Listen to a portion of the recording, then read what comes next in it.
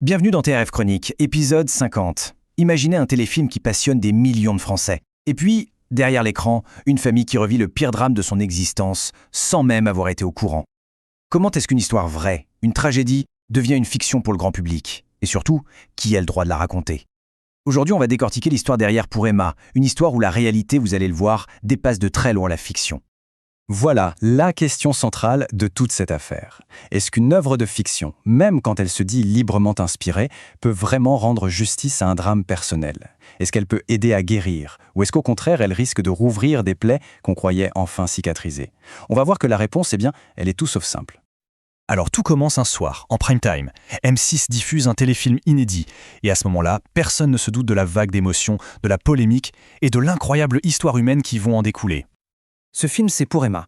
Il raconte le combat vraiment poignant d'une mère, jouée par l'actrice Juliette Bonnat, dont la fille meurt après avoir avalé un médicament qui a été empoisonné. C'est une quête de justice qui a tenu en haleine des millions de téléspectateurs. Et puis, il y a cette petite phrase qui s'affiche à l'écran, librement inspirée d'une histoire vraie. C'est cette phrase-là qui va tout changer. Et c'est justement là que notre analyse démarre. Parce que pour comprendre tout l'enjeu, tout l'impact de cette fiction, il faut remonter le temps. Loin, bien avant le film. On part en 1994 pour un drame qui a véritablement secoué la France. En fait, pour comprendre l'histoire de Pour Emma, il faut connaître l'affaire de la Jossassienne. On est en juin 1994, en Seine-Maritime. Une affaire qui, même près de 30 ans plus tard, continue de soulever énormément de questions.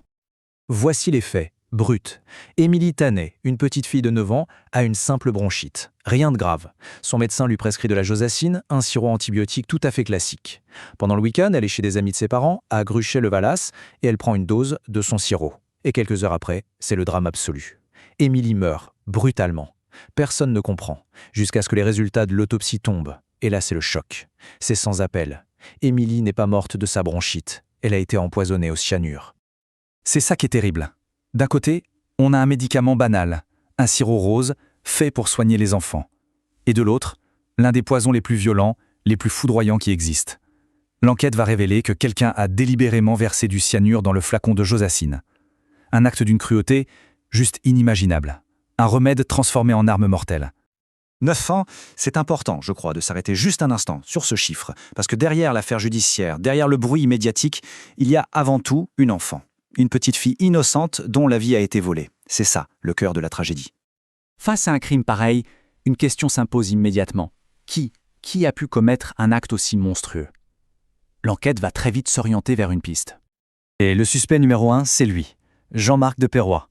Selon l'accusation, le mobile serait passionnel. Il aurait voulu se débarrasser du mari de sa maîtresse en empoisonnant l'un de ses médicaments. Mais, par une erreur terrible, c'est la petite d'Émilie qui aurait bu le poison à sa place. C'est en tout cas la thèse que va défendre le ministère public. On est en mai 1997. Après un procès qui a fait la une de tous les journaux, le verdict tombe. Jean-Marc de Perrois est déclaré coupable d'empoisonnement avec préméditation. Il écope de 20 ans de prison. Pour la justice, à ce moment-là, l'affaire est close. Mais pour l'accusé, l'histoire est très loin d'être finie. Jean-Marc de Perrois a été libéré en 2006. Et depuis le premier jour, il n'a jamais cessé de clamer son innocence. Il a passé sa vie à essayer de faire réviser son procès. Il a déposé 3 demandes. Toutes ont été rejetées, la dernière tout récemment en 2023. Cette conviction, cette bataille judiciaire qui dure encore, ça ajoute une couche de complexité, une zone d'ombre qui plane toujours sur l'affaire. Bon, revenons au présent, devant la télé. Pendant que des millions de gens sont émus par Pour Emma, la vraie famille, la famille d'Émilie vit un second traumatisme. Et le choc, ce n'est pas tant le film lui-même, c'est la façon dont ils l'ont découvert.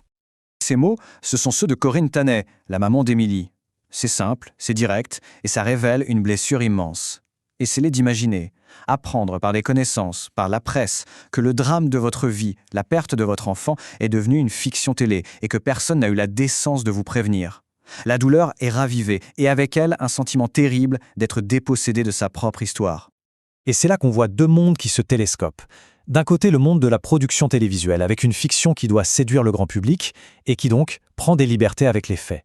De l'autre, le monde du réel, celui d'une famille dont la souffrance la plus intime est exposée aux yeux de tous. Ce qui a manqué, c'est un pont entre les deux.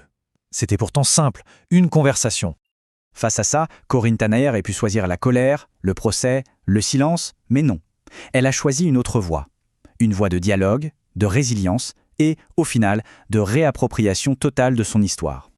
Son parcours, franchement, est incroyable. D'abord, il y a le choc. Puis, une nouvelle productrice entre en scène et cette fois, elle écoute.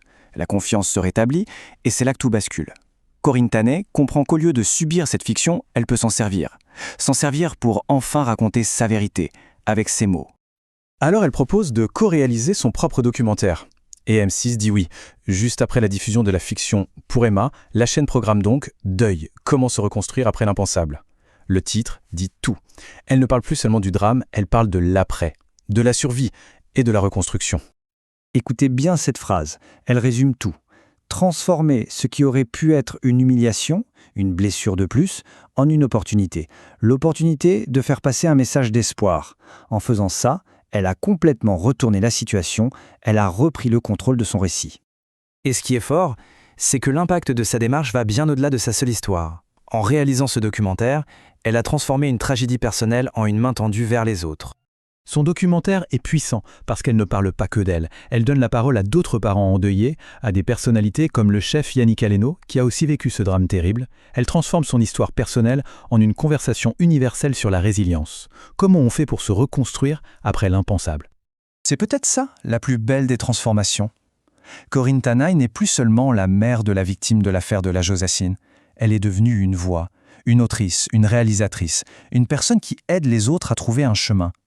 Elle est la preuve vivante que même après le pire, on peut rester debout et donner un sens à l'impensable. Et on termine donc en revenant à notre question du début, mais en la posant plus directement.